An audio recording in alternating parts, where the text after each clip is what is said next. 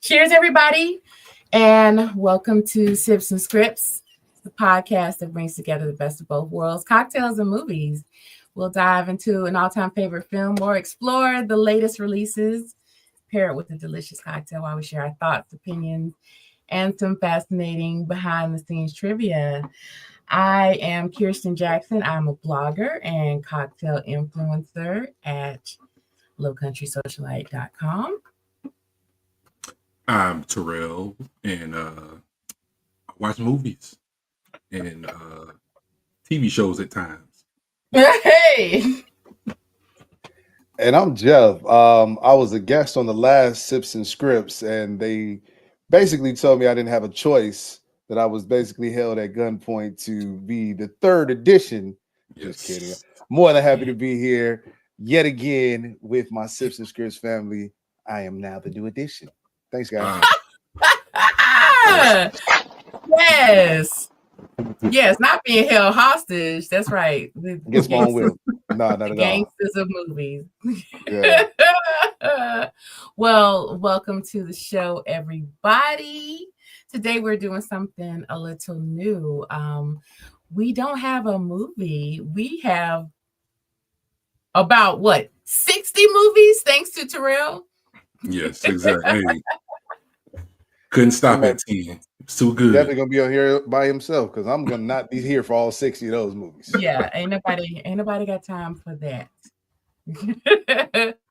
But we are doing a Rewatchables episode. So we are going to go do a little roundtable thing, and we are going to share our most watched films, the films that are just always good, no matter what time. It's always good to just watch this movie, to hit play. It never gets old. It's our rewatchable favorites, Black cinema classics, guilty pleasures, all of that. So we are going to share our favorites, and we invite you to get in the chat and share your favorites. And maybe we'll even list some of your favorites. But if we don't, feel free to share your favorite rewatchables with us, because we love to hear it. But yeah, so as you can see, we have a new head on the screen, which he so beautifully introduced himself. But so we have a new host that will be joining us in season 4. Because this is also our season premiere. Yeah, season 4. No. 4 years in the making. Yes, season 4 is here, and we are joined by the wonderful Jeff Mims, who you saw him back in season 3. Sharing one of his favorite films. What film did you torture us with? Was it my favorite film? No, it wasn't his favorite. Exactly. I know it's Terrell's. Right. It was Terrell tortured you. But no, it was this Christmas, right? Christmas. Yeah, you joined us for this Christmas, and it was a great episode. Got a lot of great feedback from that episode, and it was just a lot of fun to discuss it. And Jeff was a wonderful addition to the conversation. So we was like, you know what? Let's have that Joker come back and do it over and over again. Till he get tired. He's like, all right, I'll see y'all later. You better not get tired. No, not at all. Not talking about movies, that is, for sure. Yeah, I've known Jeff when I met you earlier this year, so I don't think it's been quite a year that we've known each other, but it feels like forever because we fell in just like family. Absolutely. So y'all stuck with me. You guys are stuck with me. Thank y'all for really, honestly, I'm extremely humbled and honored to be here. So this is definitely dope. So I'm more than happy to be here with you guys. So thanks for the invitation.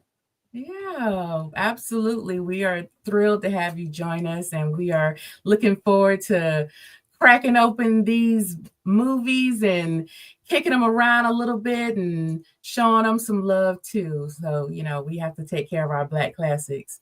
So, since you are the Sips and Scripts baby, we're going to put you in the hot On seat blast. first. Oh, goodness. All right. So Jeff is going to share his first rewatchable film. All right. And So tell we us why starting. and tell us why it's his rewatchable. So are you starting from number 10 and working up to number 1, or are we starting at number 1 working away now? How do y'all do it? Hey man, whatever. You could start in the middle. You could dance around the fringes. It's up to you, my friend. All right, cool. Well, since you put me in the hot seat, thank you. Rewatchables is dope because I think this is a great way to kind of kick off, like, for anybody that was in college or anybody that did not life before Fire Stick, right? So before we had Fire Stick or streaming or anything like that, it was DVDs or VHS, right? And I was literally a struggling college student at Morehouse, and we did not have cable. We couldn't afford cable, so we just had to watch whatever DVDs or whatever movies you actually came down to campus with. So rewatchables is something I do on the regular. So now that we do have streaming, it just gives me more reason to watch them over. So at number 10, I'm gonna have to go with Mo Money with Damon Wayans and Marlon Wayans, a young Marlon Wayans. Okay. Yeah. Mo Money. You know, it's also a homage to my city, my hometown. So Chicago. It was definitely filmed in Chicago. But yeah, Mo Money is a classic because you got Essentials 90s, right? You got all of the 90s elements in it. One of the best soundtracks, of course. A lot of these movies that I talk about, they got undeniable soundtracks.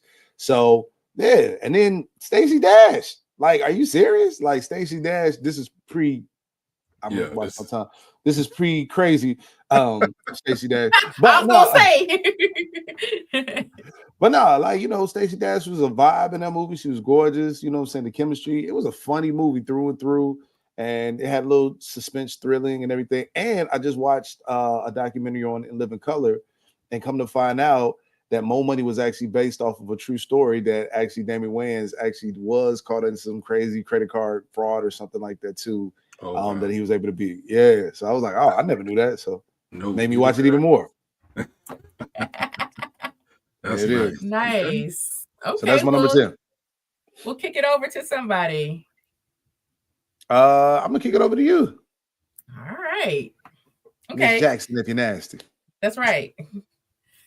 So, on my list, I didn't do an order. I just made a list. So, in no particular order, The Help is a movie. I know. Listen. Don't judge me. Okay, this is judgment-free zone. But okay. So I watched The Help a lot. And I also acknowledge that the concept and the storyline is problematic. It's got this whole magical Negro vibe to it. This we know. But there is one thing that I really, really like about this film is that, and there's a really beautiful scene at the end where the church gets together and claps for the ladies who, helped write the book. For those of you who've seen the film, know what it's about.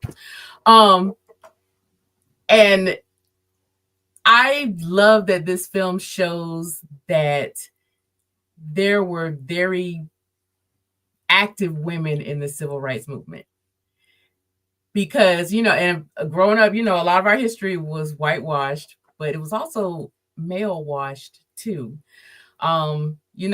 We were all taught about Martin Luther King. We weren't really taught about Malcolm X, but, like male figures in the civil rights movement, but there's not a lot of talk about the women. Like, I think the most talked about is like, as far as like Black strong women would be like Harriet Tubman, which is cool because Harriet did a thing. But like, there's a lot of strong Black leaders that were women in the civil rights movement, like, and especially like those that were behind their husbands, like Murray Evers and Coretta Scott King and Betty Shabazz and all that. So showing that there were women that were doing work behind the scenes in the civil rights movement, I really like that. Aside from all of the other problematic stuff in the film, and it's also I like a period piece. So like anything set back in the like 50s, 60s, I like it. And it was a cute little film, and I just like it. It's a comfort watch, and so yeah.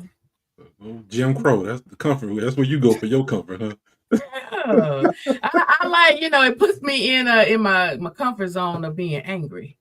Oh, okay. Because you left out the pies, and that was a pivotal part. So I'm like, it must be a lot of people in your pie list that you need to take notes and watch that movie over and over again. Yes, so I'm gonna invite y'all over there for a special pie. No, you know what? I just remembered I had to do something. I'm sorry. You sure? But no, I just love it. I think it's a cute little movie. It's almost like it's racism light. It's that's the only way they'll make the movie. True. It was just a little racist. It wasn't that bad. Y'all was all right. Yeah, it wasn't no lynches and stuff. Just a couple of N-words here and there. It's all right. Yeah. So, all right, but that's my guilty pleasure. Okay, don't tell nobody.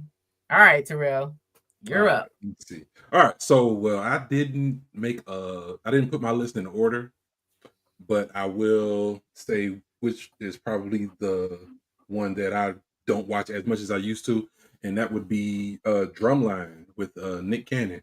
Really? Yeah, I love Drumline. I had the DVD. I would watch Drumline like it was going out of style, especially when I was in Arizona.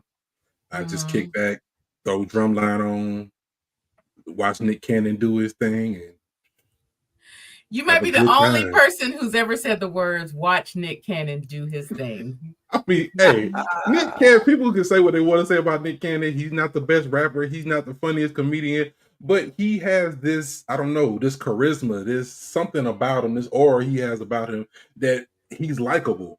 And when you see him on film, that shines through. You can see, like, okay, Nick Cannon, he's not that bad. But, like, Nick Cannon. I can go for that. I can, yeah. I mean. And he did a good job in this. And this kind of, like, kicked him off where he started a little run of a few other films, like Love Don't Cost a Thing and some other stuff. Then he jumped into, then he started wilding out, and he's been extremely successful. So I really enjoyed Love Don't Cost a Thing. Like, I thought it was a cute little film. I mean, it wasn't no epic piece of cinema, but it was like, it was a cute little film. Fun little watch. And then Christina Milian was just absolutely gorgeous in that movie. So, I mean, yeah, it's a fun little romp. But yeah, Drumline, they got the HBCUs, even though it's a fake one, but they got HBCUs in there. They got Morris Brown is a real one. So. Yeah. With J. Anthony Brown doing his thing. I don't think I've ever seen Drumline. Now that I think about it, we're gonna watch it. All right, it's been a fun episode, y'all. I didn't even think I was gonna last in the first 5 minutes. You've never seen Drumline? Dang! Not only have you made Jeff leave the show, but wait, I made you leave. You made me leave. Yes. How could you go to college during this time? You was in college during this time. I was busy drinking and partying like a responsible student, a self-respecting Georgia Southern student would do. Wow. That's all right, we got a comment that says he's been goofy and annoying from day one. I'm glad somebody said it. I wasn't going to say it, but yeah. All right. Yeah, that is true. I'm not gonna say no, you wrong. You definitely right. But you know what? But didn't we grow up on Goofy and Annoying? Like Nickelodeon? I think that type of stuff does not fare well now. But back in the day, we grew up on Goofy and Annoying. Like, I mean, like I don't think the show like Keenan and Kel. Yeah. It was so goofy, but we loved it. Definitely did. We have another comment. What? Even I have seen Drumline. Yeah. Okay, well, I'm you gonna know need what? you to get it together. We gonna get you right. Yeah, I have a feeling I'm going to be watching Drumline this year. Yes, you there will. you go. I There you think go. I feel like I think I've seen pieces of it because I feel like I remember like the drumming part, which is the movie. The drumming. Wow. What did I sign up for? Okay. Man. Oh, right. Who is like my what? comfort is Jim Crow racism, but the drumline. The drumline, I can't get with that. The way that they were beating on those drums remind me too much of the ancestors. What? I wasn't gonna say it, but I'm glad y'all did, so I don't have to. All right, Jeff, you're up. Y'all ain't just gonna rag on me for however long. You did it to yourself, though. You know. All right, another Chicago classic. Okay. Love Jones. Okay. Love Jones. Okay. That legit. Now this is it's kind of sad too because I'll watch this to go to sleep. You know what I mean? And it would be the perfect movie to put. Don't do Lorenz Tate like that. And Nia Long. Yeah. Like that's the perfect pairing. That's the top 3 90s women of gorgeousness. Fair enough. Is Nia Long. And to this day. Still to this day. She's still fine. Nia, if you ever watch this, baby. Okay, well, if y'all can just watch.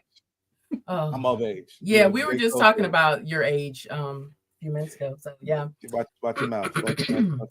But yeah. Well, Love Jones. Go ahead. We have another couple of comments. We have one from YouTube. Yay, Happy New Year. Another one. Good to have you back. Thank you. Thank you so much for the welcome. We are glad to be back. We did take a big break. Big old break.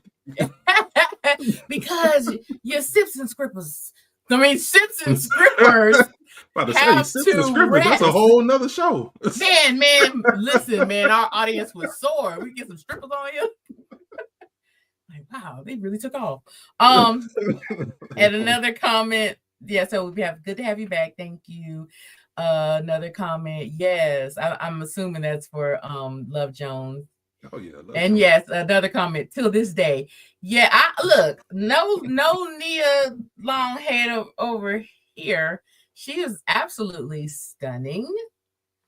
Yes. That velvet chocolatiness that she has going on is still a thing. And she got freckles too. Don't get me started.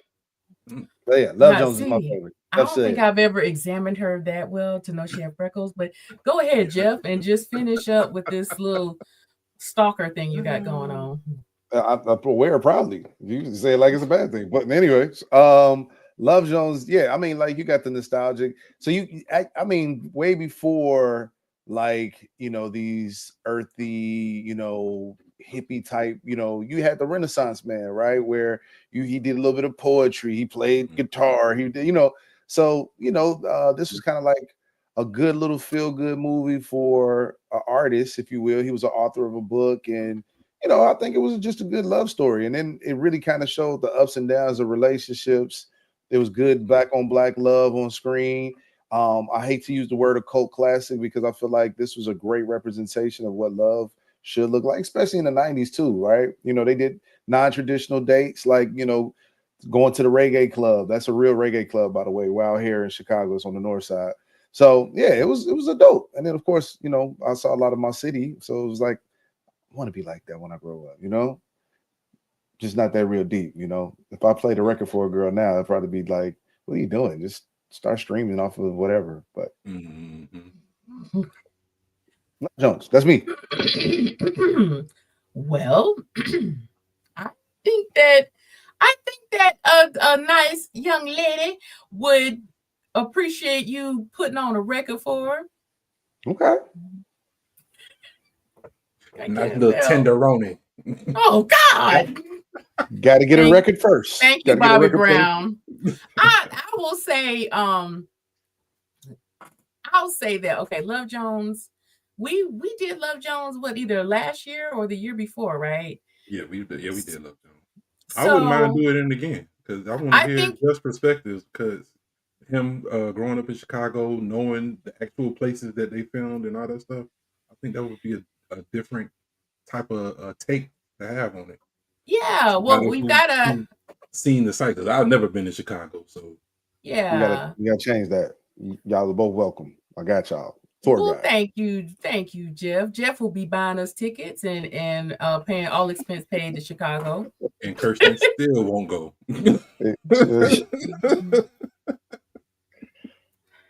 You know, I a little off subject here. You know, just going to share with you guys that I think that what I was telling these guys, I think the chemistry is off because they both got beards and they working with this beard power, and I feel like maybe I need to grow a beard. Y'all, let me know in the chat if I need to grow a beard so that I can be a part of this beard gang that y'all got going on because y'all really ganging up against me and I don't like it. I think you'll be a part of my other gang if you grow a beard, but don't. I need all the friends I can get.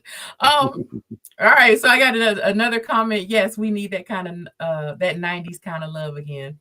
Yeah, we do. So I going off what Terrell just said, I think that would be great to add to like revisit in one of the coming seasons, Love Jones. So, and my thing with Love Jones, one thing I'm not gonna say that I like Love Jones, but I think that it was a nice film, and I think it was a very necessary film. I thought that it was beautifully shot, and I thought that one of the things that Love Jones did really well was that it showed just a regular relationship.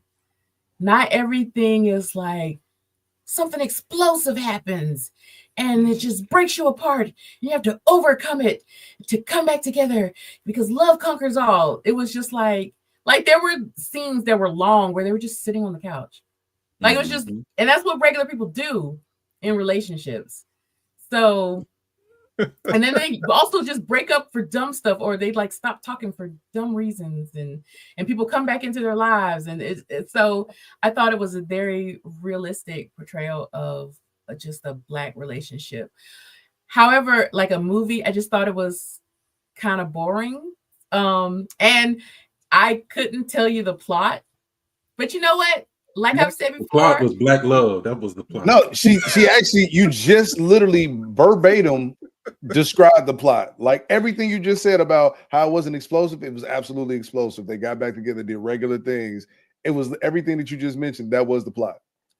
There was no story there, but okay. But what I was going to say was that not every film that is done well has a plot or needs a plot. I mean, now in some cases that can break a film, but if you can do a film really well that doesn't have this strong plot and it still comes off as this like masterpiece, then you have done well. Another film that was done like that, but Moonlight, there wasn't really a plot there, but it was just done so well, and the story that was there was like really like fleshed out well and beautifully shot. So that's what I'm saying. I think that kind of situation can be done well, but if you don't know how to do it, it can really fuck up. That's what I'm saying. Okay. Like Belly, there was no plot in Belly, but yeah. Hey man, he was trying to get to Africa. Then now go to Africa, the whole continent. He was just trying to get there. That's right. He just needed to touch ground on African soil. He was being straight. Yes. Good. Yes, just touch Africa. All right. Okay, so it's me.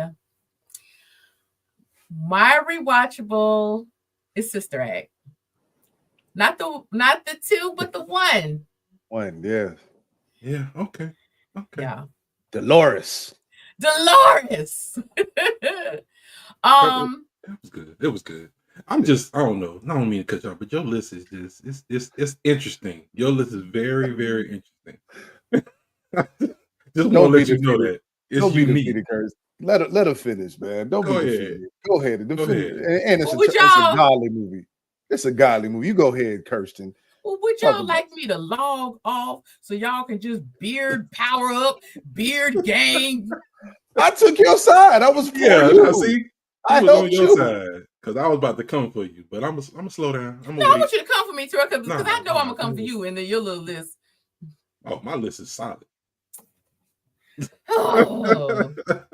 First of all, everybody has seen Sister Act, okay? Yeah, everybody. That's true. But when was the last time you seen Sister Act? I watch it at least a couple times a year. I watched it a couple months ago. I'm not gonna lie. Oh wow! Oh. Yeah. See, the first one.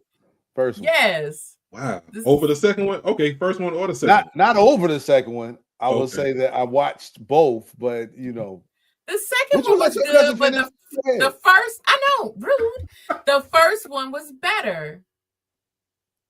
And I just think it's I think Jeff has something to say. Nothing? Okay. All right. Go ahead, Jeff.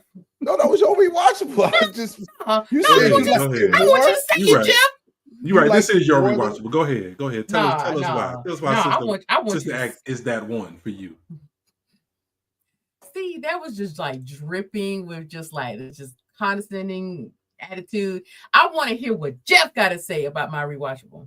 I was just simply saying that it was better than the second one. Hell yeah.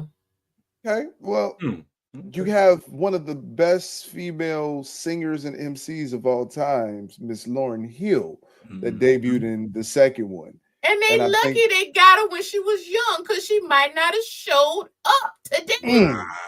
Blasphemy on a Sunday. Wow. Please go ahead. You know, I was with you, but you go ahead with this foolery. I said what I said. No, the second one was good. It was cute. But you know, because we've done Sister Act on this show. We did it in one, I think the first season. Yeah, we did one.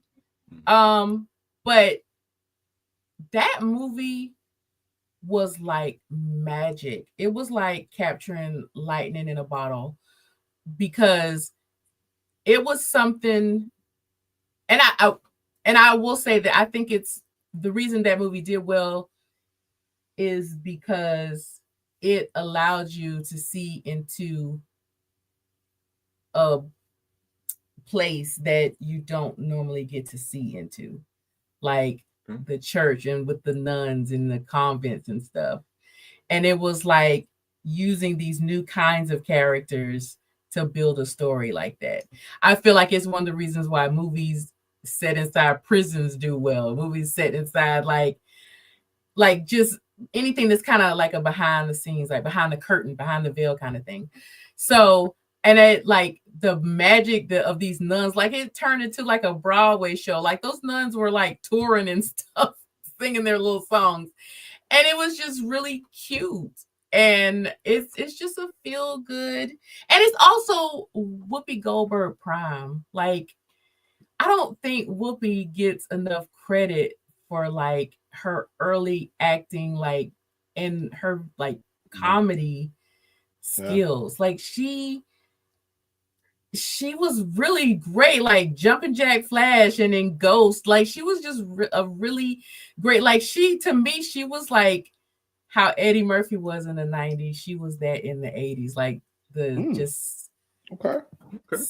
Yeah. Well, I mean, I think she got her accolades.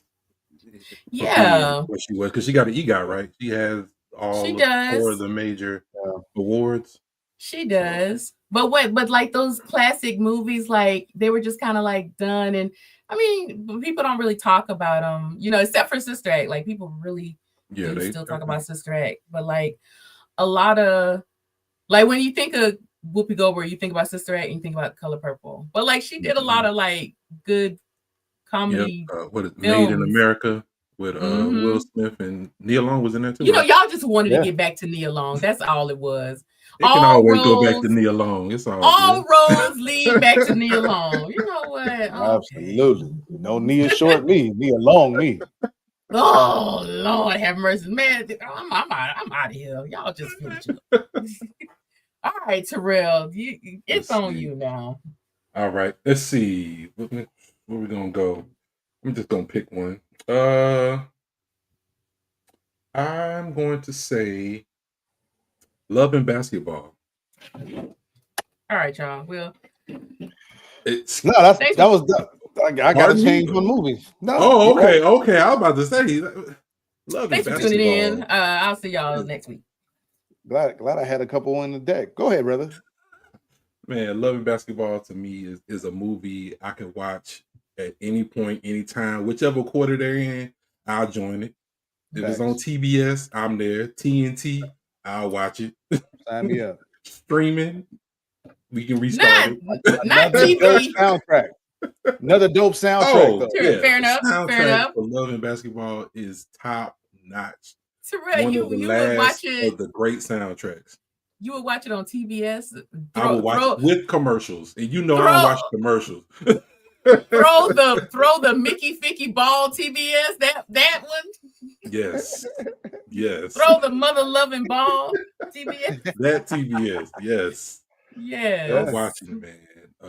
Omar Epps, Sanaa Lathan, another lovely lady who has been around for years and still looks as good Still as she did gorgeous. when she Absolutely. first came out. Just like aging perfectly. The movie, I've heard people say they don't like Love and Basketball, and I'm just trying to figure out what they didn't like about it, because I've been seeing that on like online, like, oh, Love and Basketball, that's not a great basketball movie, it's not a great love movie. I'm like, it had everything in it. I mean, it had them growing up from kids all the way up to adulthood.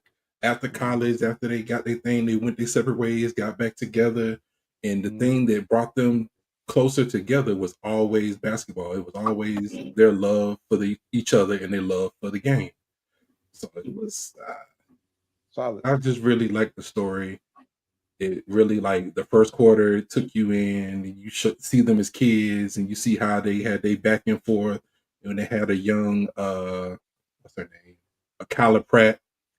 Love Kyla Pratt. She is. She's nice.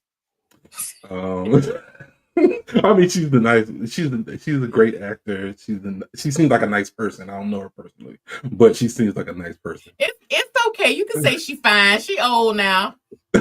I mean, I'm saying from the lens of when she was in Love and Basketball. She was Your a nice ass with the lady. stuttering like we was gonna call you a pedophile. He wanted to make sure he was politically correct. I understand. No, we ain't doing all that. She's there. She is well of age now.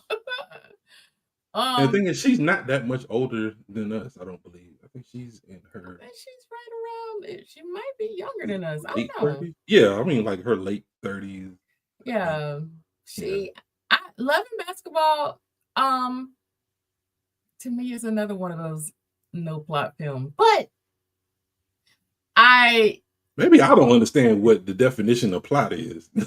Where there's like usually like with the plot, there's an intro to the story, something happens, and then the characters have to get around it or overcome it or figure it out, or just like a relationship. The story makes a circle. But to me, like the story, like a good story will just make a circle, but those no plots, it's just like a day in the life, or like showing just a stream of time, and then it's just goes out. But I don't say that to say it negatively, but I think like as far as like the Love and Basketball hate that it gets now is, I think we're of that generation, I feel like we're the last movie watching generation, and those movies that we grew up with, we're now finding out that they were pretty problematic.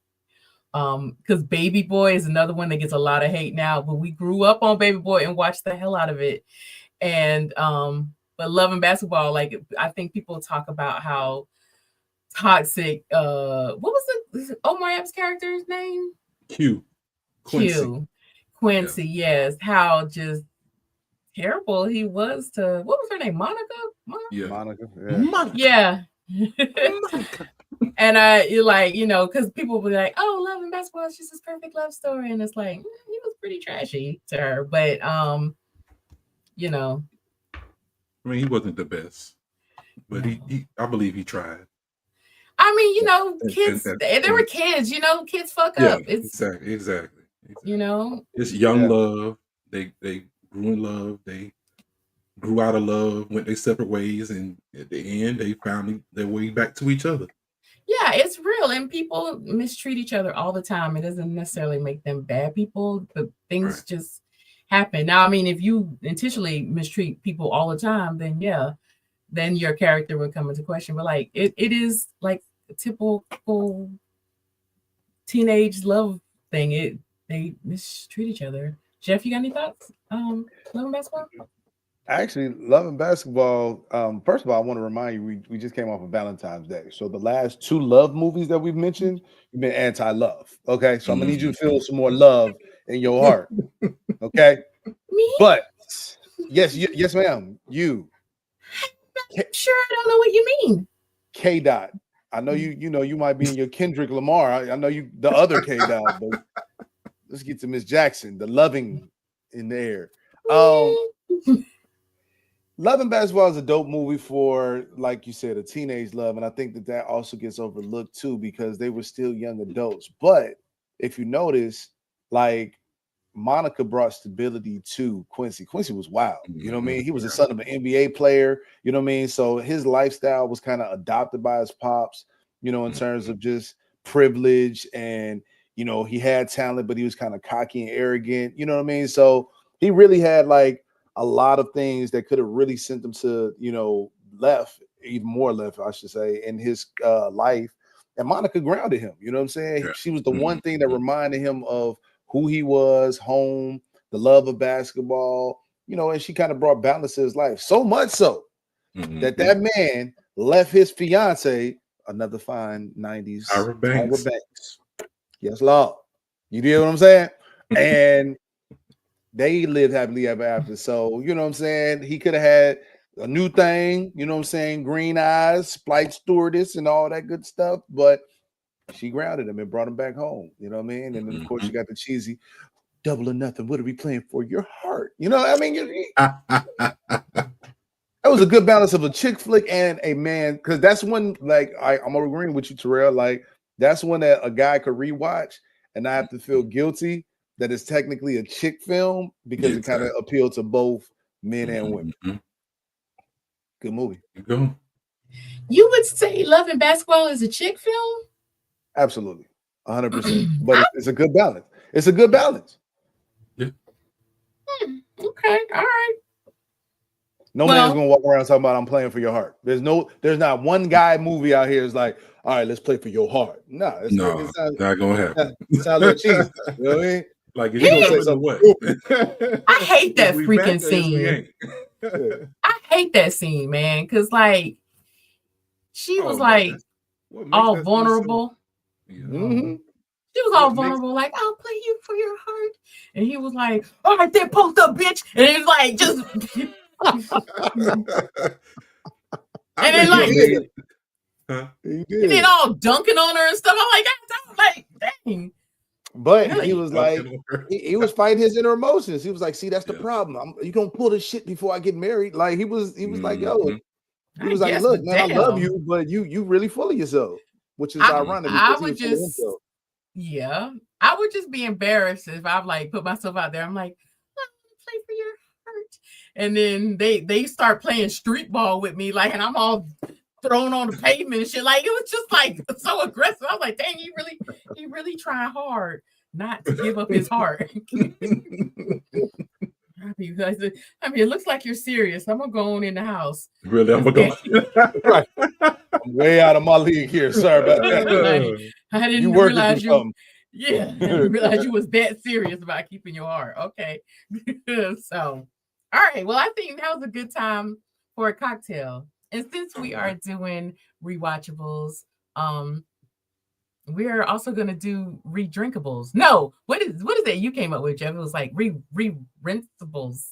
No, I think it was redrinkables. I don't remember, but yeah, I like redrinkables. All right. Well, Jeff, share with us a redrinkable for you. I absolutely will. It is Jack and Coke in the can. the new Jack and Coke. Oh, let me go that way. There we go. Boom. And then we also have No. flavors. I always drink the the people that pay me. You know what I'm saying? So it's always good Yes. to take care of in-house. But no, it's a really good product. You know what I mean? Jack and Coke, ready to drink already. Only 7% alcohol, real Coca-Cola. Can't go wrong. That's my Yes. redrinkable. Yes. Okay. Yes. Jeff, our company man. Yeah. I have tried those, and if you drink Coke like I drink Coke, you will love those. I shit you not, they're really, really good. I ran out and bought like 2 cases of them. So, because I love Coke a lot more than I should. But the good thing is that they have the zero ones. They do. Zero sugar. Yeah, the Coke Zero ones. So, and they come in. You want to share the flavors, Yes. Mr. Daniels? For a limited time offer, we have Cherry Coke and now launching to a store near you, Vanilla Coke and Jack Daniels as well. So definitely a lethal combination for sure. Yes. And if Coke isn't your thing, I found out last night that they have a ginger ale one. Jack and And ginger ale. Yes. And if it's half as good as that Jack and Coke, then I'm gonna get some. I just gotta find it in stores. So, but yeah. All right. Well, I'm gonna share my movie. I'm next. You forgot your drink. What you drinking on? Well, we'll come back to my drink, I think. Okay. Yes, ma'am. All right. Okay. And I just want to say I hate y'all. Just a little precursor to my movie pick. My next rewatchable is Babs. All right. Okay. Let me head on out. Oh. Wow. See, now Jeff thought the list was gonna get better. I already knew. What? I love Babs. I love it. I love it. So much that you watch it over and over again? I've watched it multiple times. Yeah.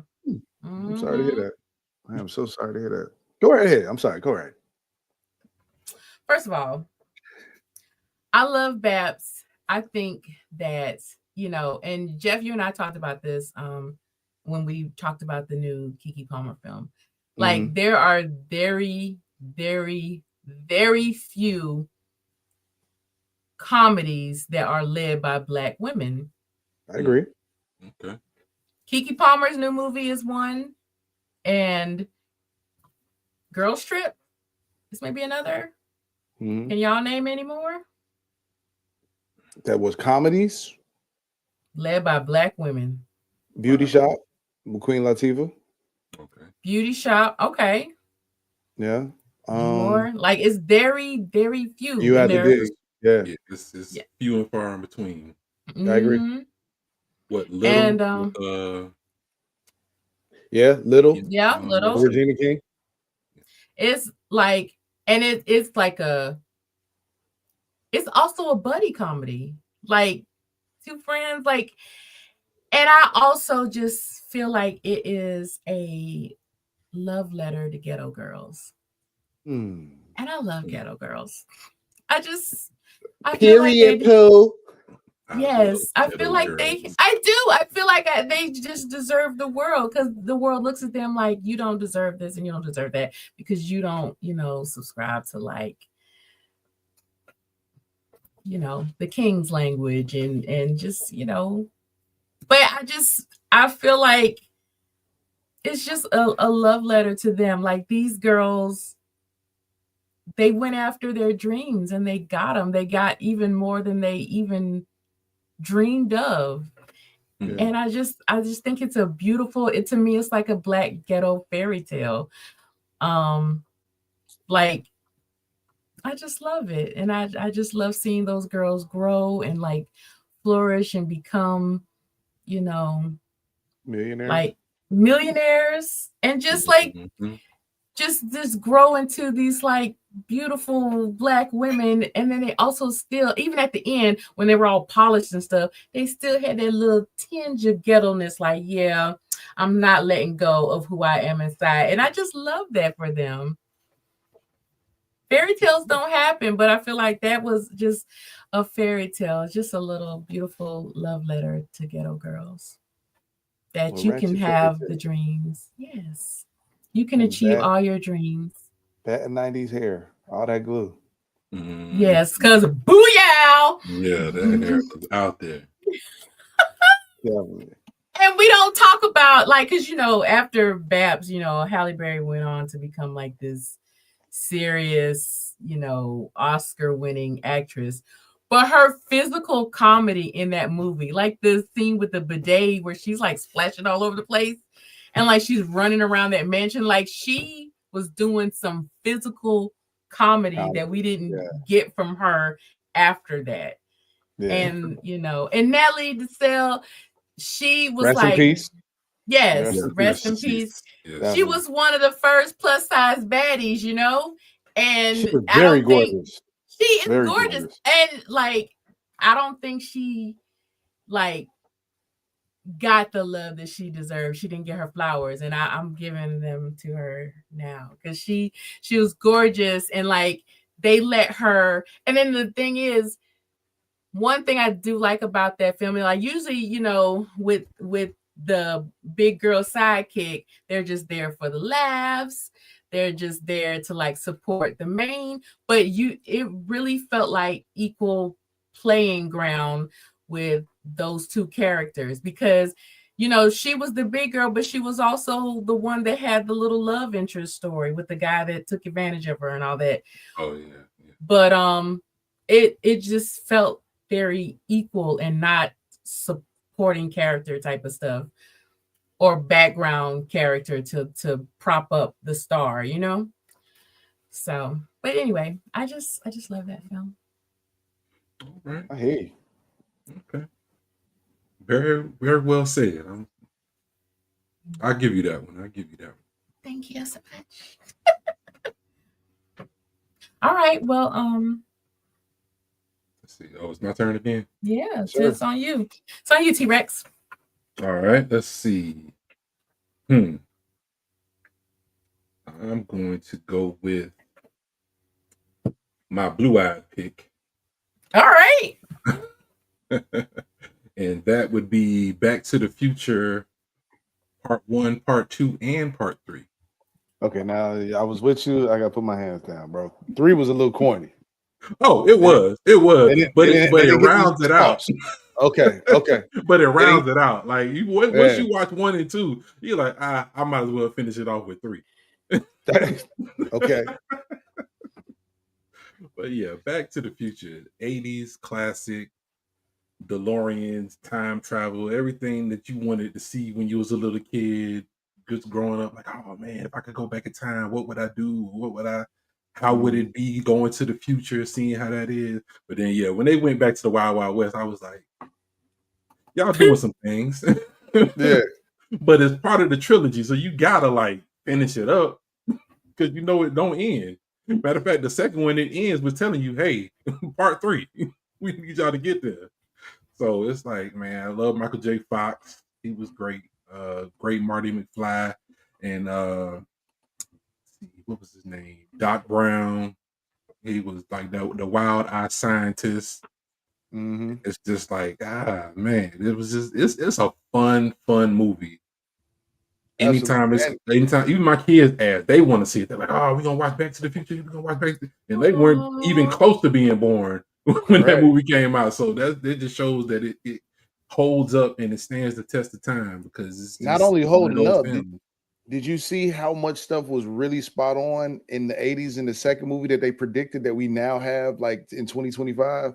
Like it's so many things that back in the 80s seemed like futuristic, but like in 2025, we're like, wow, how did they know that back then? So it was literally like a for real look into the future because they covered a lot. Only thing we missing is the flying cars. I just need one. That's one it. Flying car. And the sports almanac. I definitely need that. If I get that sports almanac, it's a wrap. Absolutely. Well, okay. All right, back to you, Jeff. I just want to kick off some controversy real quick. Well, it wouldn't be you if you didn't. Yeah, exactly. It's a cult classic for all the wrong reasons, all the toxic relationships in the world. I'm going with Baby Boy. I'm going with Okay. Baby Boy. Okay, I'm gonna Now take here, that off my list. That was on my list as well, yeah, Jeff. So you're not by yourself. yeah. You are not alone. So here's the reason why I say Baby Boy, right? First of all, there's several versions of Baby Boy, especially on BT, because the dub voiceovers on that are so terrible. And I don't know what year it was. It probably was like 2018, 29. Whoever paid BET to put Baby Boy on every single day, you could go through the list and it could say the price is right and it will be Baby Boy. It was never what it said it was going to be like in the TV guide. So the voiceovers were terrible on the actual, syndicated version and the TV version of Baby Boy. But there was a lot of toxicity within that particular movie. However, I think that it was intended to be, right. So it wasn't like a beautiful love story where they didn't have, too much of that. It's not the knight in shining armor. She didn't leave a glass slipper behind. Like, unfortunately, there are relationships that speak to that. I can't identify with that type of relationship. I don't have multiple baby mamas. I don't have any baby mamas, but or children. However, what I mean, there might be somebody that this was their story, and that's one of the unique things about art is that it might not be your story, but when you're depicting, it's life imitating or art imitating life. So, basically, even though I'm like not taking it as gospel, even though it was a little bit of toxicity, what I mean, there was some things in there like the value of family, and then the mother struggling because she was a teen mom and she had to grow into who she was, and she was conflicted on choosing the wrong man over her kids and everything like that. But turns out that even though Vin Rain's character was actually a bad boy, he had a lot of fatherly things because he knew that his life was going down one way and he changed his, and he wanted to be a better example to her son. So, there was some good things that, I think that the late great director actually put into this movie that,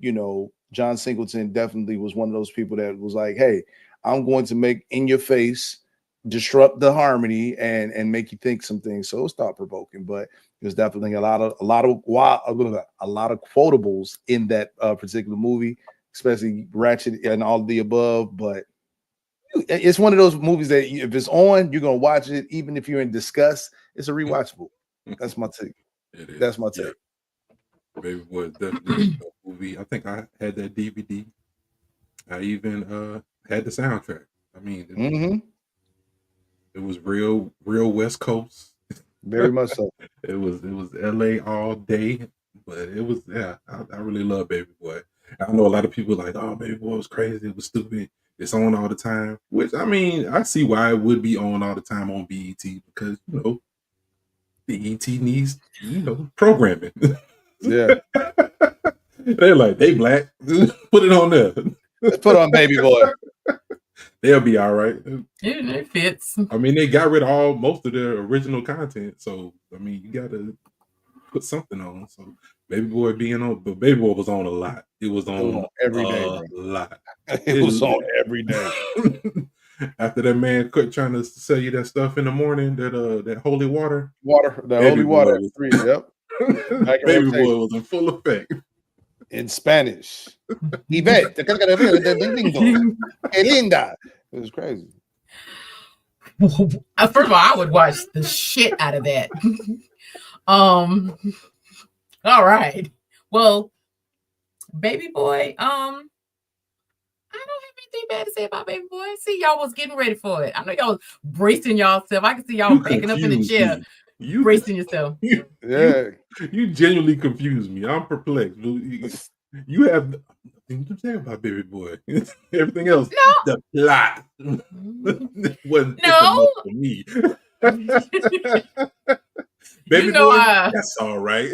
No, first of all, I ain't say it was all right. I didn't say I ain't got nothing to say. I don't know. I was just gonna say that I think that Baby Boy is a fairly okay coming of age story for a young man. And So I mean, he was like the quintessential fuck boy, and it was just a coming of age of a fuck boy story. So it did what it was supposed to do. It gave what it was supposed to give. That's really all I have to say. Like, yeah, it was toxic, but all love stories aren't beautiful. And so, you know, and we all know somebody who is like a Jody, who's living up in somebody's house, just being there. Jody, my Jody. So, you know, and I mean, yeah, he was awful, and then when he hit her, that was just terrible too. But I mean, these things do happen, and yeah, it was like I said, fuck boy coming of age story. And the only thing that bothers me about Baby Boy is that like we get it very neatly tied up in a bow at the end, like, he finally got his shit together. But if you know niggas, like you know, he fucked up some more, and it's like of course, that was just a good day. Yeah, that was it. Their problems did not go anywhere. That was a good day. I'm pretty sure they just like ended. Probably right after that, he messed up. You talk about lack of plot. You talk about lack of plot, right? They just survived the whole drive-by and then a killing. He killed Snoop Dogg off, and now they playing spades in the park, and she's pregnant with their second child. Like, it's just a lot of story that was missing in that. Just a lot of we gotta wrap this up. Exactly. Shot the budget, y'all. Yeah, and if anything, I think it was a good vehicle for Taraji to really showcase some range. Her career. And Tyrese. Yeah. And so, but yeah, them wrapping it up at the end, like, and they live happily ever after. I think about Baby Boy, and I'd be like, he probably still over there fucking around with her. Peanut. With Peanut and the girl from the job. Oh my goodness. Yes, he probably still just, that fuckboy energy was strong with that one. And just the most backward line that man told that woman, he said, I lied to these girls because I don't care about their feelings. I tell you the truth because I care about it. So yes, I'm cheating on you, but I want you to respect it because I'm telling you the truth. What? Like, all right. Yeah. You still mad at me because I told you the truth? I was cheating on you? Like, that's crazy. And men be saying dumb stuff like that. It happens. Yeah, you could tell he was young. He was really trying to make his way. He didn't have any guidance. Like, you don't ever hear them talk about he talked about his brother that he lost, but you'll never hear him talk about his actual dad. Mm-hmm. So it's like he really didn't have much in the way of somebody to show him the way until Melvin showed up. Even though he didn't trust Melvin, and Melvin also had a child that was younger than Jody, that's in high school, that he really wasn't involved with. That he rode up on his bike. Yeah, but Baby Boy was just kind of all over the place, but it was it had some parts though. Chaotic and toxic, just like some love stories are chaotic and toxic. And okay.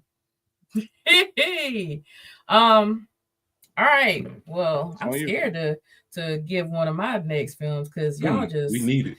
Y'all just eat them up, and that just makes me sad. All right. But first, let's make a cocktail. Okay. All right. So I did not do a canned cocktail for one of my rewatchables. I don't even know what I would name this drink, but I drink it all the time. It is my re-drinkable.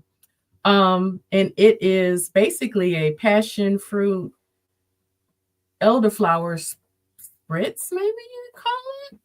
I don't know, but let's make it. All right. Go for it. So, yeah. So we're going to start off with a wine glass and add some ice to it. And I've got me some ice. And be careful when you're adding ice to your wine glasses because I've busted a few wine glasses before. Just being all shooting them from half court. No, man, when you drop that ice down in there, like sometimes they just be real temperamental and they'll break. Oh wow. You fancy. Drinking it out of wine glass. Use us.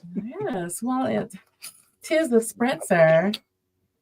So we're going to do 1.5 ounces of vodka. I gotta make sure I'm in frame. And 3 ounces of passion fruit juice. I'm just using some Welch's. And Welch's grape. All right. We're just gonna pop that in there. And then, because we need some elderflower, we have our Saint Germain in the God, this green screen thing. Saint Germain bottle. Gotcha. All right, so we're gonna do just 1 ounce of that. And then we will top it with a little ginger ale. Fancy. Yes, here we go.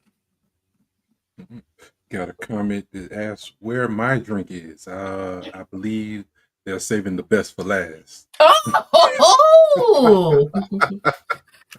That's right. Get ready. That's right. All right. Give it a little stir, and now we have our spritzer. Okay. And for us to talk about Class Act. Okay. All right. She's back on track, y'all. She's back. Yeah. There you go. Class Act. On track. All right. I haven't watched it in a while. My froggy. Yeah. Your froggy ain't jumping in my direction. Mm-hmm. Yes, yeah. I love that movie. I think I watched the last time I watched it was probably a few years ago, but when I was younger, I watched it over and over and over. I love that movie. I can't even really tell you why. Honestly, I just love it. Yeah, right. Blade Brown. Yes. It's just Blade. They was just man, that was a nice grouping. They really fit together well. They really had chemistry on camera, and while they wasn't when they rapped, it was just and their songs. Their songs were great, but the movies were even better. Mm-hmm. Yeah. Like if all they did was act, I'd have been like, okay, they never would have had to rap ever in life. I'd have been like, correct. Yeah. Because if you ask me right now, if a Kid and Play song, I'd be like, I don't know, but I can tell you Kid and Play movies. You're right. Like I think that movies were a lot more successful than their rap career. Yeah. Even had a cartoon. Like you make rated R movies and they give you a cartoon, you really doing it big. No, honestly speaking, guys, like real talk, if you think about it, MC Hammer and Kid and Play actually opened the door commercially for hip hop. Like they were the first two like there wouldn't like Fresh Prince of Bel-Air was actually supposed to be for Kid and Play. It wasn't supposed to go to Will. That. Yep. Mm-hmm. And I also heard that Jazzy Jeff from Fresh Prince was supposed to be considered for House Party. So it was kind of like a little cross thing as well. So like, yeah, like I feel like the three of them between MC Hammer, Kid and Play, and Will Smith kind of helped commercialize and kind of really bust open the doors of 90s hip hop and then kind of really, really set the tone for everybody. Not saying that they're the pioneers of hip hop, right? The LL Cool J's and the Rakims of the world, but real talk, like commercialized hip hops in the 90s. Yeah.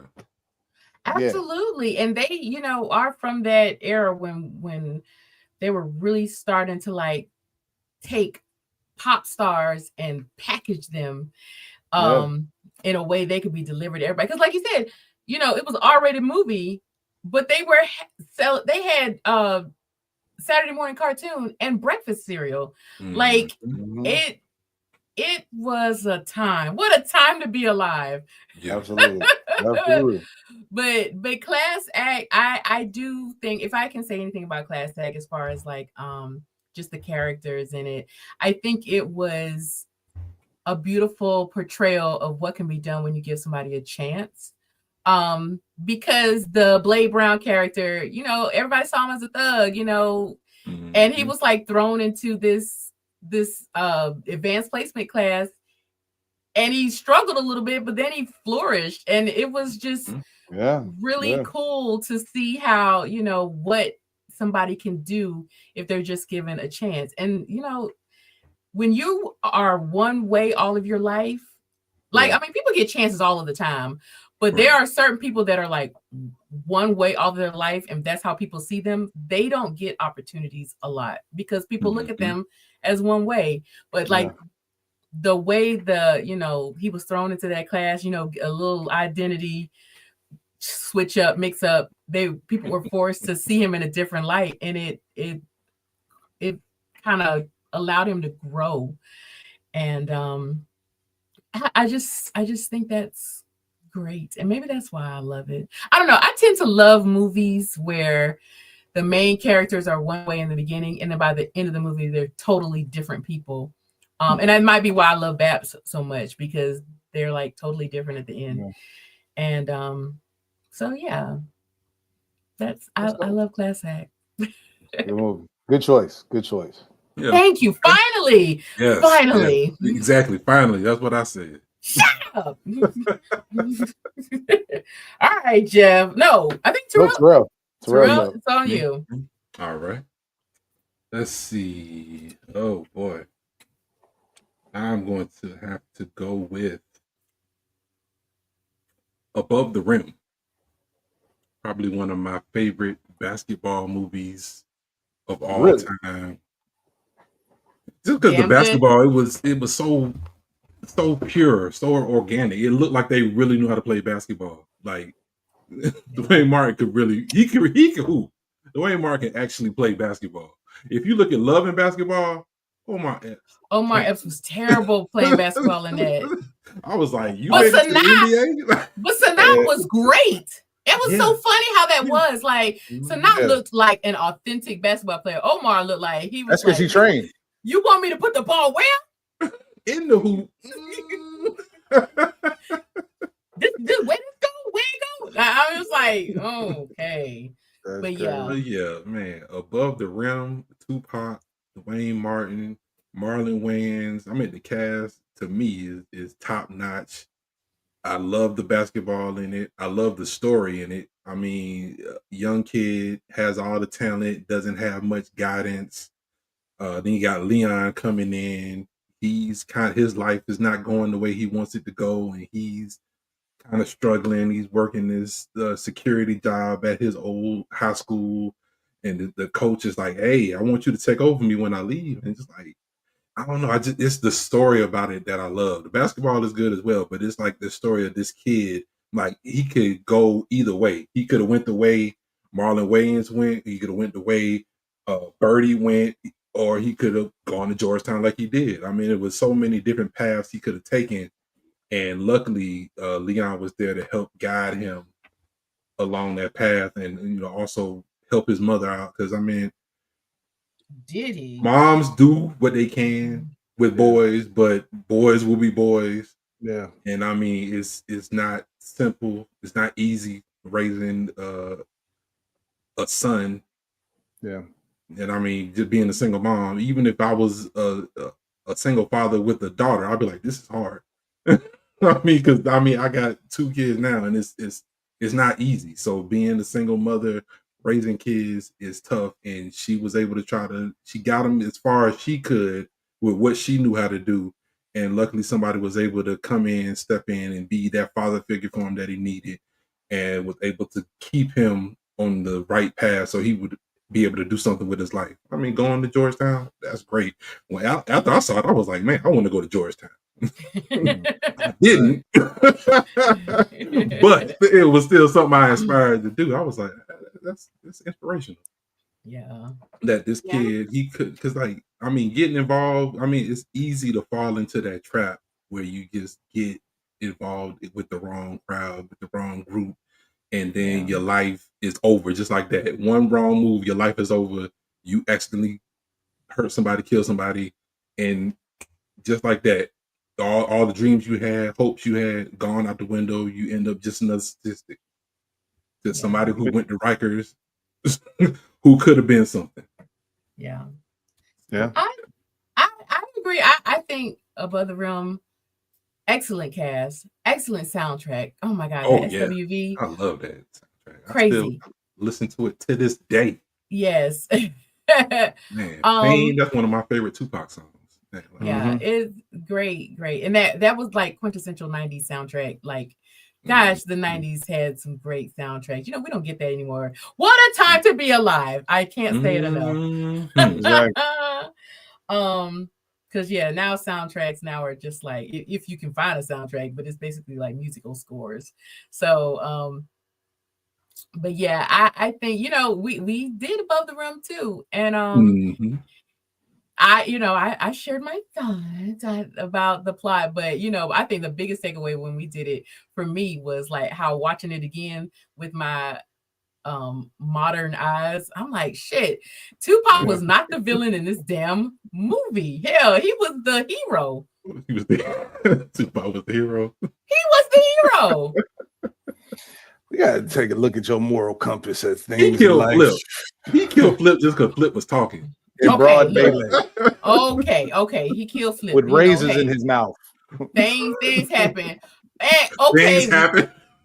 things happen. You Once know, again. sometimes That's Leon ass got depressed and left his mama, and shoot, Tupac stuck around and sold drugs and helped his mama pay the rent when Leon ass left.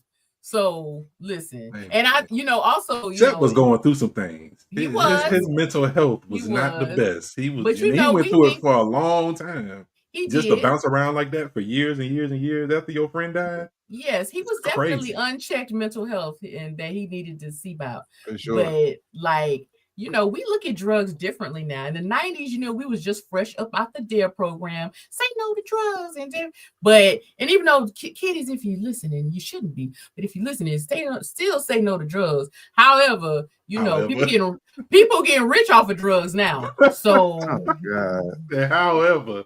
Oh, okay. All right, because this dispensaries all over the place. And I'm just saying. Lying. You ain't lying. Yeah. There are plenty. Once again, what did I sign up for? Okay. Look, black bodies like say no to drugs until you need to sell them. Right. Yeah, you know, just to get on your feet. So anyway, all I'm saying is, look, I don't condone selling no drugs and stuff, but listen, I'm just not so quick to call somebody a villain because they did what they had to do. And now, you know, maybe he ain't had to hook up with the neighborhood drug dealer and become, you know, the Debo of the neighborhood. But I'm just saying, he took care of his mama. And he was a child too. As a matter of fact, he was younger than Leon, and he took up the mantle of taking care of that household. So, and maybe he didn't do it in the most savory way, but what can a child do? They can't go get no job. Yeah, he was a victim of. But they could also not sell drugs. Well, you got to sell something. What, he supposed to sell Jolly Ranchers? I mean, I guess he could. As a young child entrepreneur, I was walking around the neighborhood cutting people's grass, and I was also a paper boy. So there are legal hustles that you could do. Them Negroes ain't had no grass in their neighborhood. Doesn't matter. You can still figure out a legal way to hustle. Yeah. Sell water. The water boys in Atlanta. They be selling water out there. This is true. Just keep it at water boys, though.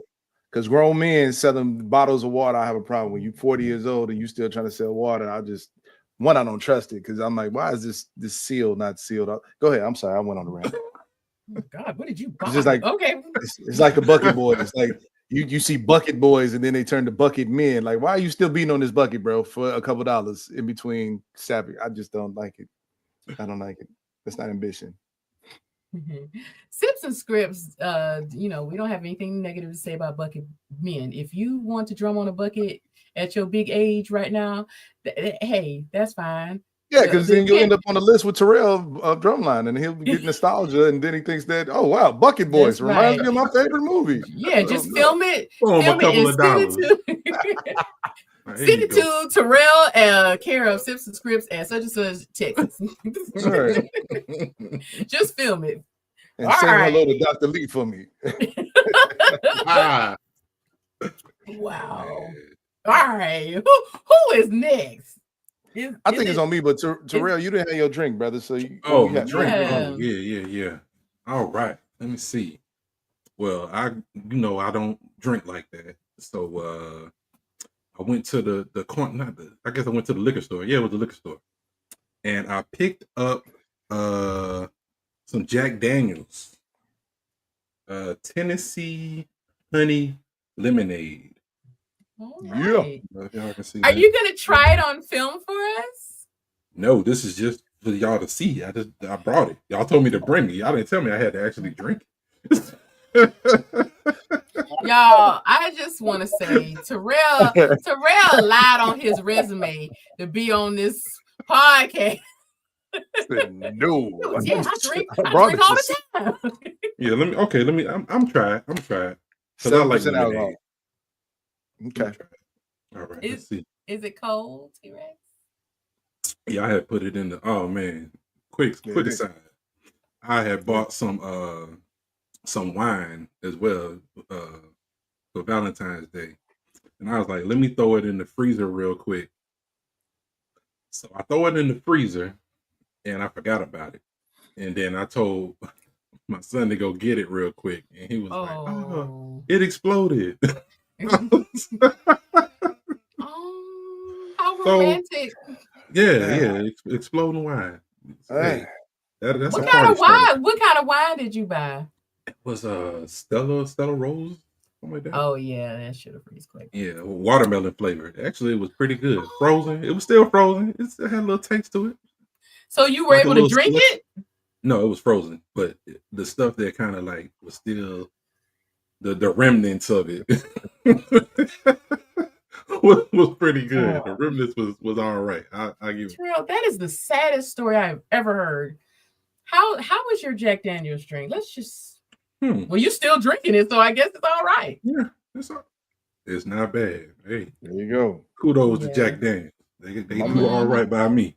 My man, me too. Don't be giving company man them props like that. You know, he punches in the arm if we don't drink Jack Daniels. I just want to put that out there. That is not true. I got other brands. Just kidding. All right, Jeff, it's on you. Let's I guess let's share one a piece and then we can wrap up. Okay. Oh, so if we start the last one, then you making it tough on because all right, if we're doing the last one, then I gotta go with my absolute all-time rewatchable. I've been watching it every day since it came out. Not every day, every year, at least consecutively. There's not a year I've missed. Coming to America, the first one. Oh, I knew you were gonna say that. Hands down. I have maybe about 5 to 6 friends, including my brother, that we can quote this movie from the beginning to the end, literally like the whole script, like everybody's part. Coming to America is absolutely by far one of my favorite movies of all time. And really because, you talk about representation, right? Like the first time that you got to think like in the 80s when it came out, this was like groundbreaking. And I'm one of those people that geek out. I saw the making of Coming to America on Netflix. Like it's the Movies That Make Us documentary, highly recommended. But John, I think the director's name is John Landis. He also did Trading Places with Eddie Murphy, right? So a white director taking an all-black cast and making them royalty and things of that. We didn't have to, necessarily before it was a Wakanda, right? You got to think about literally Zamunda was the Wakanda of its day. You know what I mean? So this is true. Just the representation, the regalness about where we come from and the rich histories and things of that nature was so well done. You know what I mean? And again, revolutionary in that time period where you're like, yo, like you didn't see stuff like that. And it's funny, like hilarious. But like we were talking about the other day, Kirsten, about how we won't name the name, but one of the new movies that are out right now doesn't really give you that gut punch laugh. There's so many to this, even if you rewatch it now, you can still, and it's coming, like the punchline and everything, you still gonna get a hearty laugh. And what really broke my heart about Coming to America 2, and I'll tell you the part that is can't get away with in 2025, clearly that's why they had to do it in Coming to America 2, was the vulgarity. Like the amount of raunchy humor, unfiltered, straight rated R humor that was in that movie was what made it so funny. You know what I mean? And Coming to America 2, I think not only was it bad writing and bad acting, at some points, Eddie Murphy and Arsenio Hall slipped out of their accents. Like, and Coming to America 1, you could actually believe that they were African. Coming to America 2, Arsenio Hall was like, I'm just here for the check, bro. Like, he didn't even try to be African in this one, but they weren't cussing. You know what I mean? And I was like, man, that's what made the first one so funny. Like, nobody would ever, like, when have you ever heard Eddie Murphy say MF? MF this, MF that? He's gonna say the real word. Right? You know what I mean? So Coming to America 2 was heartbreaking because I was really looking forward to seeing what they would do. But the first one, man, that's gold right there. You could go back and watch that thing all day long, and so many quotables. So that's the holy grail for me of like number one top movie without even thinking about it. Coming to America 1. Yeah, okay. That was also on my list. I agree. I did not put it on my list just because I knew one of y'all was gonna, or both of y'all were gonna do it. You know, because black men love Coming to America. Everybody loves Coming to America though, but it is a great film. And I, you know, when I found out they were doing a part 2, I was a little nervous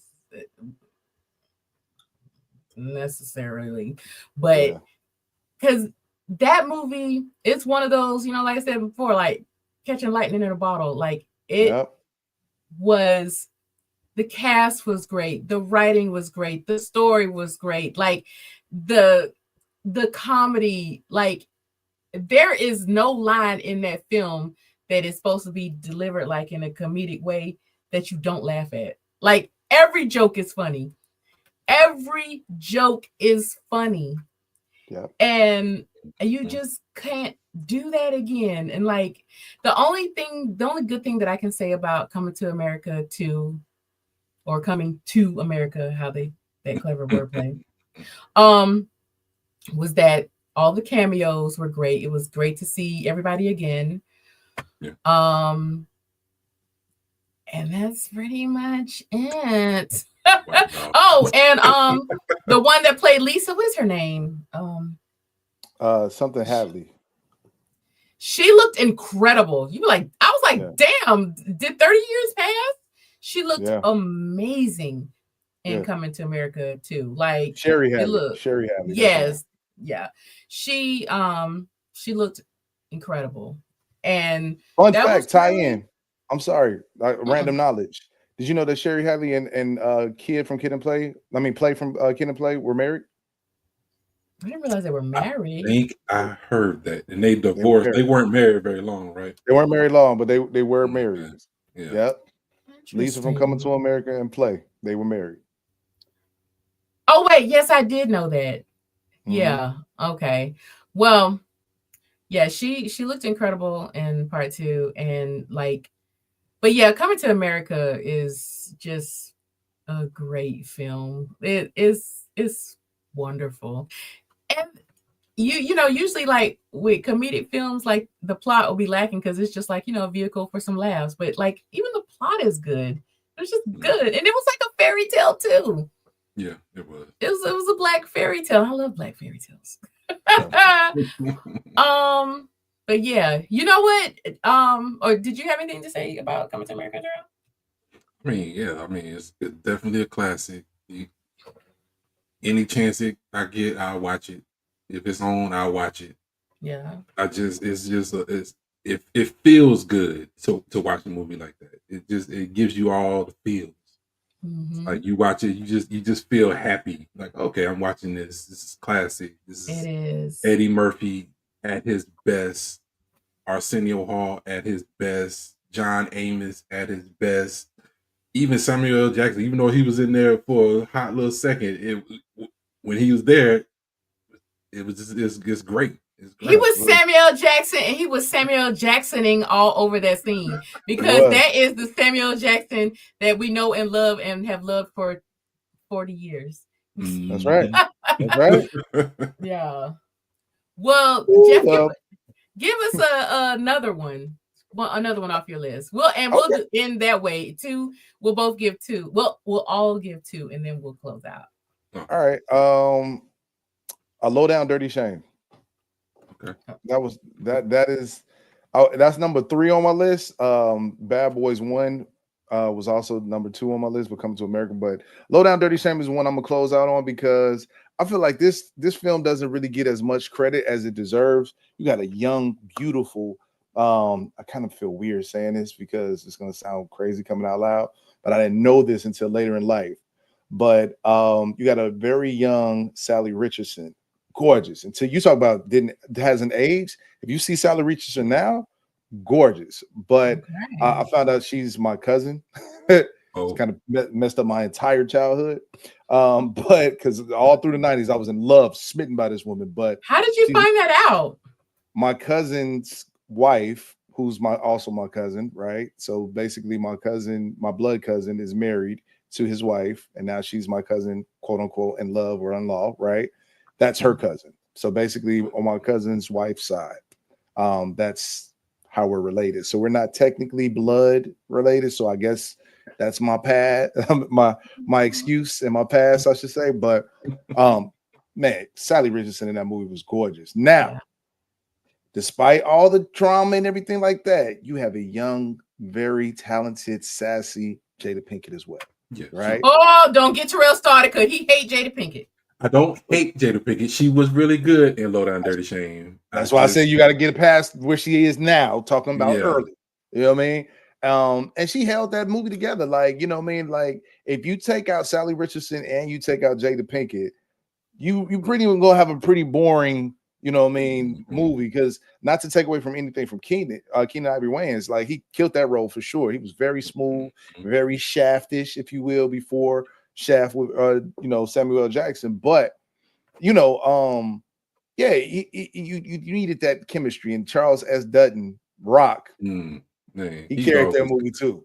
He did his role too. Those were pivotal characters. Like, casting was very strong in A Low Down Dirty Shame, and it was just a really fun, cool, action-packed movie, and had a lot of wit and humor and comedy in it as well. So yeah, that's a rewatchable all day long. And this is one of the first rated R movies that I got a chance to see with my parents in the movie theater, and they didn't know what was going to be coming up, and so they was like, cover your eyes, and I was like, yeah, no problem, Dad, and I'm just looking, all type of stuff.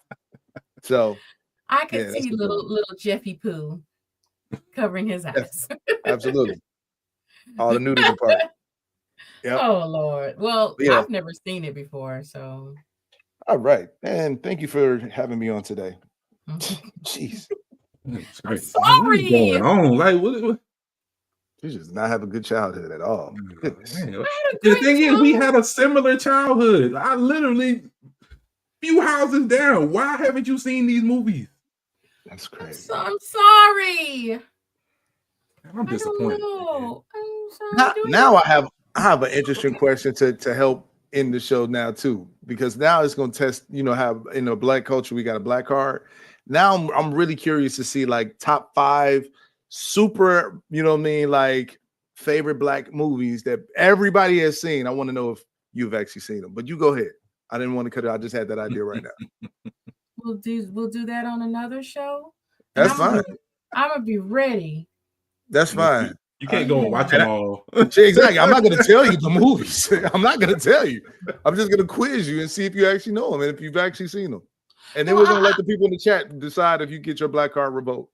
I don't like tests. No, man. It's going to be revoked. I'm doing the best I can.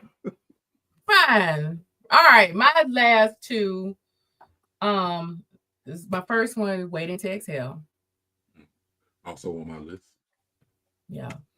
I've watched Waiting to Exhale a ton of times. Sorry, y'all, the acting was bad.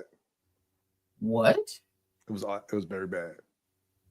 It was a little off. It's like a Tyler Perry-ish movie. The acting was missing a couple beats. Yep, I said it. And standing on business. How do you disconnect this thing in screen? All right, y'all. So that was the end of Sips and Scrubs. See, we forever. Knucking if you bucking. Man, we just Waiting to Exhale was bad. It had Angela V. Bassett. She's amazing, and that's one of my cougar crushes. But she saved that movie. Whitney Houston, a brand new acting Whitney Houston. Loretta Devine. She saved it as well. Gregory Hines. You can keep going down the list. It was a great cast. There was a few spots in there. There was some bad acting, but go right ahead. It's your view. Layla Rashawn. What? You said the acting was bad? It was missing. Oh, okay. When I say acting was bad, have you ever seen a Tyler Perry movie where it's like off First rhythm? of all, Waiting to Exhale and Tyler Perry in the same sentence. It's ridiculous, but I'm saying it. I'm standing on business. No, it's not ridiculous. It's blasphemy. Okay, fine. Yeah, I'll take it. Yeah, it's in the Bible. I don't look it up, but it's there. But I'm saying, like, just in comparison, have you ever seen a movie or anything that just seems a little off rhythm, like it's missing a beat, right? So there's parts in the movie where the chemistry isn't gelling. Like, that's just like if you said something right now, and I'm like, yes, Terrell, I had a great time on Sips and Scripts. Like, you're gonna be like, that don't seem natural. That doesn't seem like it's flowing. So when I say that it was bad acting, I'm saying that it was cadences that were off in that movie. Think of when he got drunk and he was throwing the grapefruit at her that whole scene is out of rhythm. Like, that whole scene was hilarious. It was hilarious, but don't throw that fruit up here. Think about it. 2025. Go watch it at 2025. You tell me if it was good acting. Oh man, I don't know, man, because I still remember when we went and watched that movie. Me and you saw that movie together. That means our expectations were very low back then. And Whitney Houston was excellent in that movie. She was gorgeous in that movie. I didn't say she was gorgeous. I said she was excellent. Oh, I know what you said. I know what I said too. You know what, Jeff? Wow. I don't know. Man, it's like you think you know somebody, you know, and then they come out of left field with some bullshit, and I'm questioning everything. I'm questioning everything now, but you know, I didn't know. Okay. I don't even know what to say. Yeah. I love you. You think you know people, and then they yeah, and they surprise you. Well, my last one will be 5 Heartbeats. Okay. Also on my list.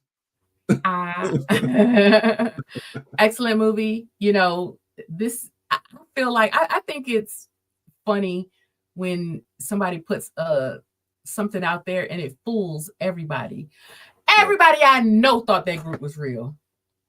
Everybody I know. That's how well done that movie was. That's how much chemistry them guys had singing together in a movie. Everybody was fooled, and it was all that could go down in history as one of the greatest dupes in American history. Yeah. Everybody thought that was a real group, and I thought that was a real song too. Nights like this, I wish. Yes. And when he busts out that jacket in his little golden suit and vest and stuff, oh, that was beautiful. It was so beautifully tragic. Yeah, it was sad. That was sad to watch. Yeah, he was pathetic at that point. But that's a great movie. It's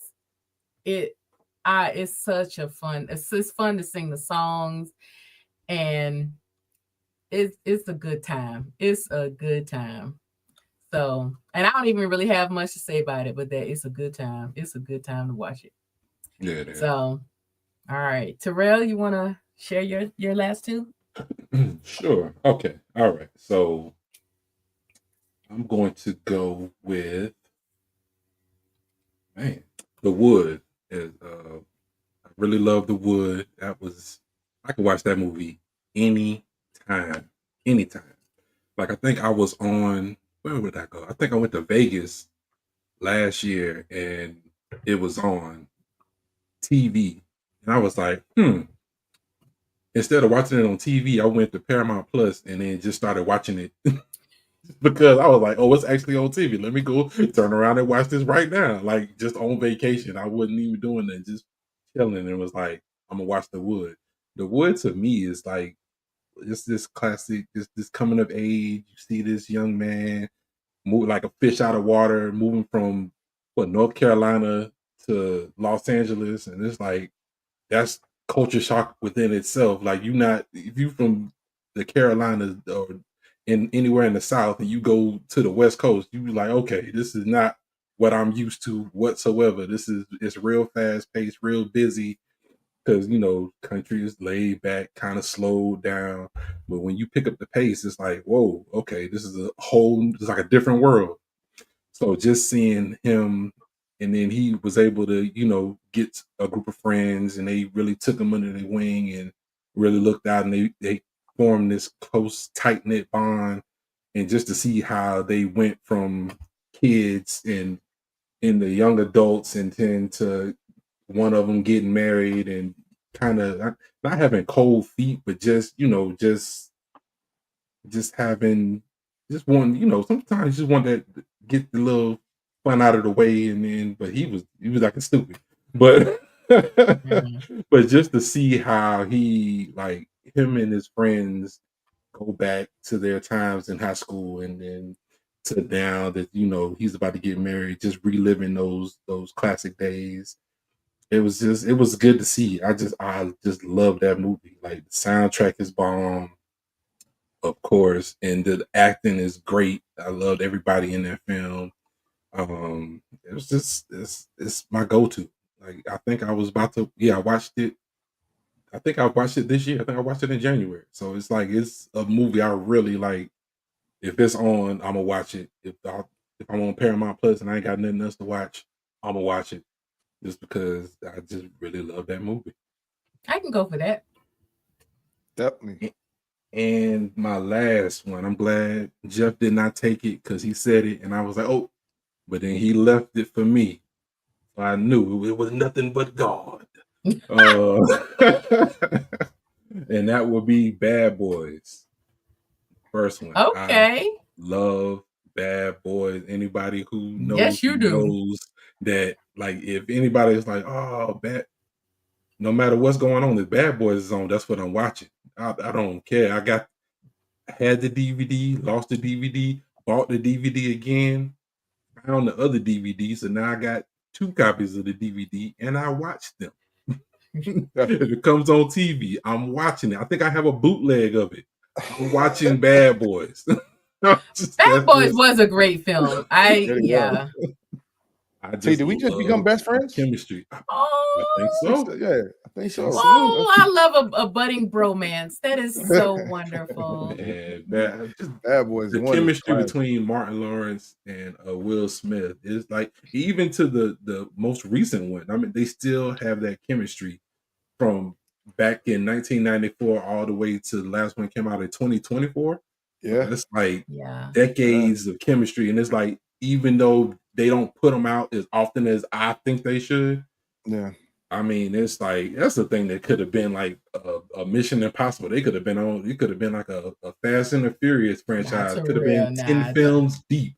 Oh, please tell me. I watched 10 Bad Boys. I don't care. Well, I'll say this. I'll say the last one that they finally got it right, because the third one, it was in jeopardy of really kind of falling flat, and kind of know what I'm saying, like, it was a bust. And I was really disappointed, because I really wanted the third one to be good, because it was the first time they had revived the franchise. Mm-hmm. But I will say the last one, they got it right. You know what I mean? Even Beverly Hills Cop, the last one that they did on Netflix, those were good as well. And it was reasons why those last ones were good. But I agree with you, man. Like, definitely Bad Boys for sure is that cop dynamic. You know what I mean? It was Eddie Murphy said that it was like the first of his genre of the whole, like, serious dramatic comedy in an action movie. So it's like they took 3 genres: dramatic, comedy, and action, and they combined it, and everybody loves it. So yeah. Well said. I totally agree. I think it's not necessarily my type of film, but I have watched it several times, and I do like it. And I also think, like, the chemistry between Martin Lawrence and Will Smith is just beautiful.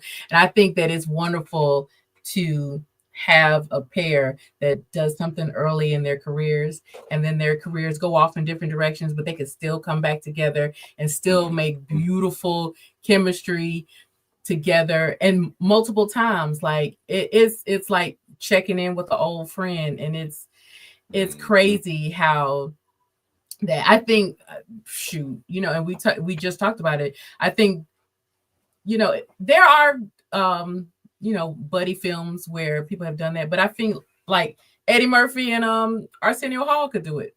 Yeah. Like they could get 100%. together and create beautiful chemistry again, just like day one. And but yeah, it's a great film, and I also love the portrayal of like Black police officers and Black detectives, like Black faces on the other side of the law. I think that's incredible. So yeah, no complaints there. So right. Well, woo, we have taken up by look, when we get to talking about our movies, we just time just gets away. We just don't know how to stop. I'm gonna be honest with you. I knew that y'all was gonna go over because we go over because I'm like, if you talk about your favorite, I knew it. No, because it's your favorite one. It's your rewatchable. So y'all gonna rewind and go down memory lane. So I knew it. Yeah. Well, maybe later in the season we'll do a part 2, because I know somebody had a big old long list. It was like a scroll, like on Harry Potter, just a long scroll of movies that he wanted to share with everybody. So if you want to do another 5 hours, Terrell will stay on and he will answer questions and take requests. Hey man, I'll talk about a good movie anytime. Yeah. Well, but I think maybe we could revisit and do a part 2 maybe later in the season. What y'all think? Yeah, I'm with it. That'll work. Definitely. Yeah. Okay. Well, if all hearts and minds are on one accord, that's our show. So thank you for tuning in. Thank you, Jeff, for joining us. I for one, I know Terrell is too, but I'm looking forward to doing the season with you. I think it's going to be incredible. Yes, that too. Full of incredible. Incredibly awful. That's cool. She made a new word. Oh, depends on how the season goes. We'll see. But no, I think it's gonna be great. Jeff gives a lot of great insight, and you can tell he loves films and he loves liquor too. So hey, but yeah, so I'm looking forward to that. And but yeah, so we're gonna close on out. Thank you everybody for tuning in today. We had a great time discussing our favorite movies. If you rewatch this, it's not too late. Throw it in the chat or the comments if you want to share a favorite movie of yours and why you love it. Show our Black films and classics some love. And yeah, and also if you've got a suggestion for a film you want us to talk about this season, then leave us a message. You can always visit us at sipsandscriptspodcast.com or Sips and Scripts Podcast on Instagram, and leave us a message because we'd love to hear from you. But until next time, cheers. Cheers. Cheers.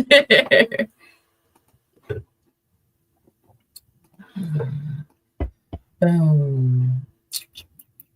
All righty.